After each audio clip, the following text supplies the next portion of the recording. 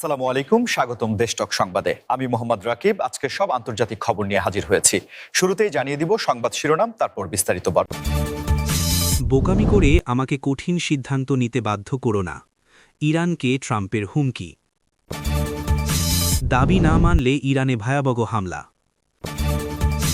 ইসরায়েলের জন্য দুঃস্বপ্ন শুরু, ইরানের মারণ ফাঁদে আটকা ইসরায়েল।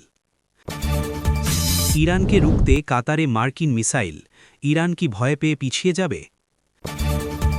অ্যালবেনিয়ায় সরকার বিরোধী বিক্ষোভ, পুলিশ ও জনতার সংঘর্ষ। আসসালামু আলাইকুম, স্বাগতম জানাচ্ছি দেশটক সংবাদে। আমি মোহাম্মদ রাকিব। এতক্ষণ শুনছিলেন সংবাদ শিরোনাম, এবার বিস্তারিত। ডোনাল্ড ট্রাম্পের একটি সাম্প্রতিক মন্তব্যের জের ধরে, যেখানে তিনি ইরানকে উদ্দেশ্য করে এক কঠোর হুঁশিয়ারি উচ্চারণ করেছেন, যা বিশ্বজুড়ে আলোচনার ঝড় তুলেছে।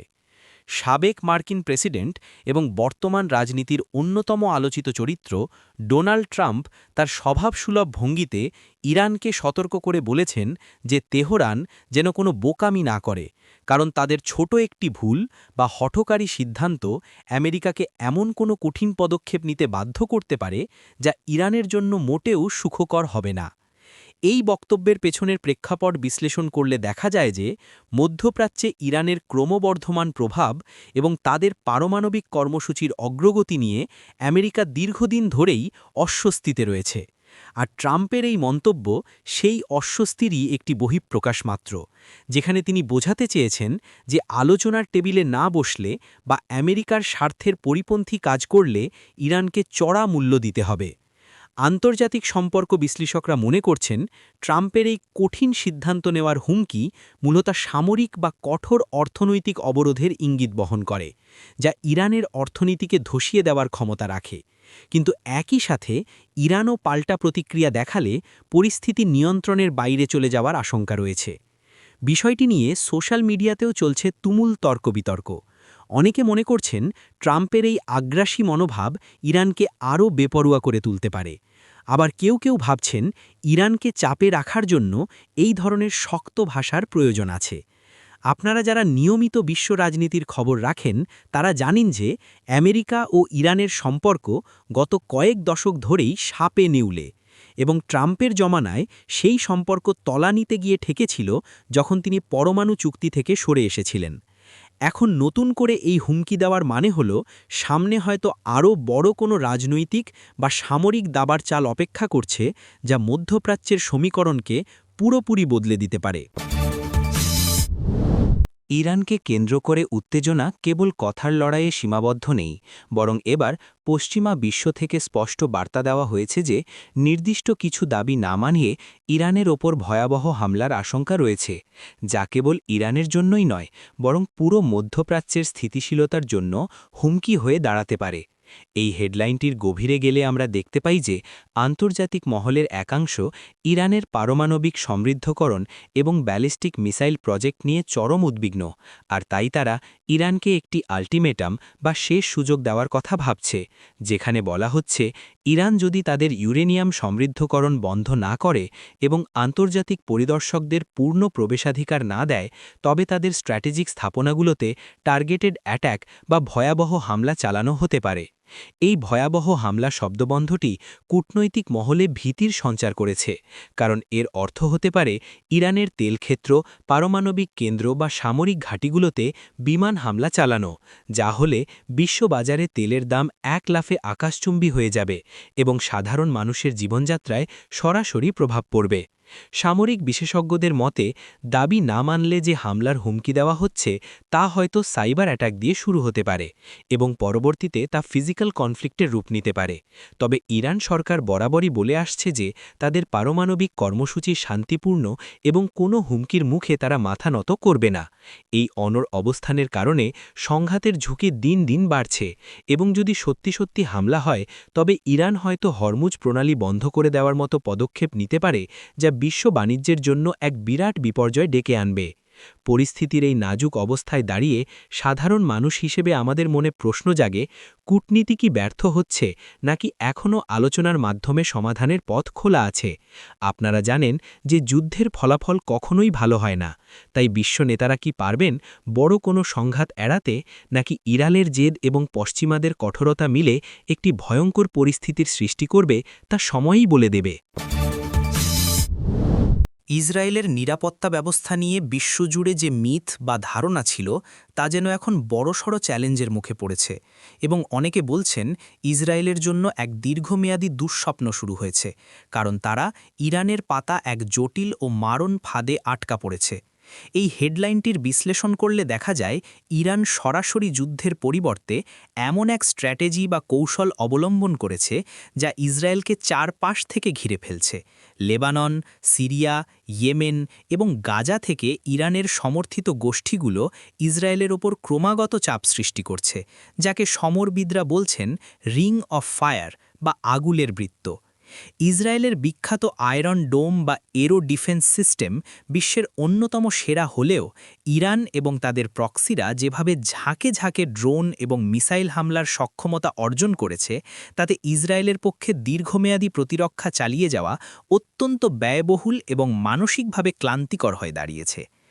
মারণ ফাঁদ বলতে এখানে বোঝানো হচ্ছে এমন এক পরিস্থিতিকে যেখানে ইসরায়েল যদি পাল্টা হামলা চালায় তবে তারা আরও বড় যুদ্ধে জড়িয়ে পড়বে, আর যদি চুপ থাকে তবে তাদের ভূখণ্ডের নিরাপত্তা বিঘ্নিত হবে। অর্থাৎ তারা অনেকটা শাঁখের করাতের মতো অবস্থায় পড়েছে। ইসরায়েলের অভ্যন্তরীণ রাজনীতি এবং অর্থনীতিতেও এই পরিস্থিতির প্রভাব পড়ছে, কারণ নিরাপত্তার অভাববোধ নাগরিকদের মধ্যে আতঙ্ক তৈরি করছে এবং বিদেশি বিনিয়োগকারীরাও কিছুটা চিন্তিত হয়ে পড়ছেন। ইরানের এই কৌশলকে অনেকে এসিমেট্রিক ওয়ারফেয়ার বা অসম যুদ্ধ বলছেন, যেখানে তারা নিজেরা সরাসরি সম্মুখ যুদ্ধে না এসেও ইসরায়েলকে প্রতিনিয়ত ব্যস্ত রাখছে এবং তাদের সম্পদের অপচয় ঘটাচ্ছে। ইসরায়েলি গোয়েন্দা সংস্থাগুলো চেষ্টা করছে এই ফাঁদ থেকে বের হওয়ার পথ খুঁজতে, কিন্তু ইরানের নেটওয়ার্ক এত গভীরে বিস্তৃত যে তা সহজে উপড়ে ফেলা সম্ভব হচ্ছে না। এই পরিস্থিতিতে মধ্যপ্রাচ্যের মানচিত্রে ক্ষমতার ভারসাম্য কোন দিকে ঝুঁকছে তা দেখার বিষয়, এবং ইসরায়েল এই দুঃস্বপ্ন কাটিয়ে উঠতে নতুন কোনো প্রযুক্তির সাহায্য নেয় নাকি কূটনীতিক পথে হাঁটে, সেটাই এখন দেখার অপেক্ষায় বিশ্ববাসী। ইরানকে রুখতে এবং মধ্যপ্রাচ্যে মার্কিন আধিপত্য বজায় রাখতে এবার কাতারে নতুন করে শক্তিশালী মিসাইল ডিফেন্স সিস্টেম মোতায়েন করেছে আমেরিকা। জানিয়ে প্রশ্ন উঠেছে, ইরান কি এই সমরসজ্জা দেখে ভয় পেয়ে পিছিয়ে যাবে, নাকি তারা তাদের অবস্থানে আরও অনড় হবে? কাতারের আল উদিদ বিমানঘাঁটি আমেরিকার জন্য কৌশলগতভাবে অত্যন্ত গুরুত্বপূর্ণ, এবং সেখানে নতুন করে প্যাট্রিয়েট মিসাইল বা থার্ড সিস্টেমের মতো প্রযুক্তির উপস্থিতি ইরানের জন্য নিঃসন্দেহে একটি বড় বার্তা। আমেরিকা চাইছে কাতারে এই মিসাইল মোতায়েন করে ইরানের মিসাইল হুমকির মোকাবিলা করতে, এবং একই সাথে উপসাগরীয় মিত্র দেশগুলোকে আশ্বস্ত করতে যে তারা ইরানের বিরুদ্ধে সুরক্ষা বলয় তৈরি করতে প্রস্তুত। কিন্তু ইতিহাস ঘাটলে দেখা যায় ইরান কখনোই বাইরের চাপে সহজে নতি স্বীকার করে না, বরং যখনই তাদের সীমান্তে বা আশেপাশে মার্কিন সামরিক উপস্থিতি বেড়েছে তখনই তারা তাদের সামরিক মহড়া এবং মিসাইল পরীক্ষা বাড়িয়ে দিয়েছে।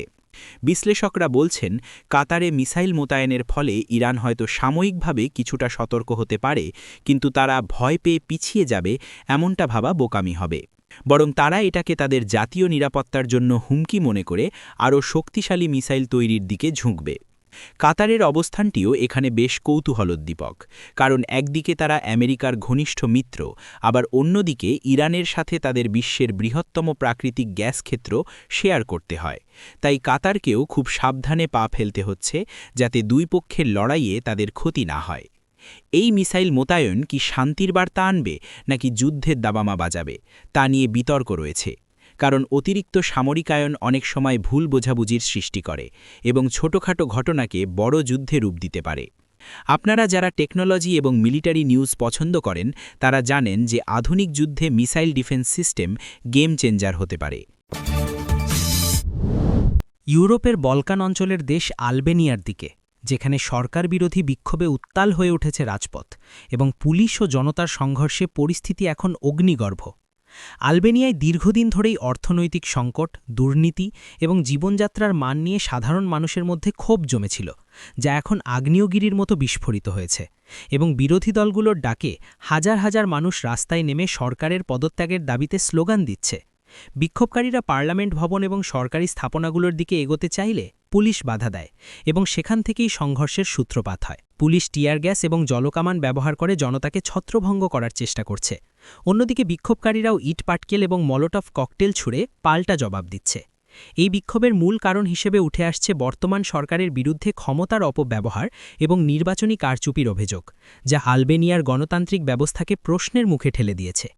স্থানীয় সংবাদ মাধ্যমগুলো জানাচ্ছে যে সংঘর্ষে বেশ কিছু পুলিশ সদস্য এবং সাধারণ নাগরিক আহত হয়েছেন এবং পরিস্থিতি নিয়ন্ত্রণে আনতে সরকার অতিরিক্ত বাহিনী মোতায়েন করেছে। আলবেনিয়ার এই অস্থিরতা কেবল তাদের অভ্যন্তরীণ বিষয় নয়, বরং এটি পুরো বলকান অঞ্চলের স্থিতিশীলতার জন্য উদ্বেগের কারণ হতে পারে, কারণ প্রতিবেশী দেশগুলোতেও এর প্রভাব পড়ার আশঙ্কা রয়েছে। বিক্ষোভকারীরা স্পষ্ট জানিয়ে দিয়েছে যে তারা একটি টেকনোক্র্যাট সরকার বা নির্দলীয় তত্ত্বাবধায়ক সরকারের অধীনে নতুন নির্বাচন চায়, কিন্তু বর্তমান প্রধানমন্ত্রী পদত্যাগ করতে নারাজ, যা সংকটকে আরও গভীর করে তুলছে। গণতন্ত্রের দাবিতে মানুষের এই আন্দোলন কি সফল হবে, নাকি সরকার কঠোর হাতে এই বিদ্রোহ দমন করবে, তা নিয়ে আন্তর্জাতিক মানবাধিকার সংস্থাগুলো কড়া নজর রাখছে। বন্ধুরা, পৃথিবীর যে প্রান্তেই অন্যায় বা অস্থিরতা হোক না কেন, আমাদের সেগুলির বিরুদ্ধে সমবেত হতে হবে।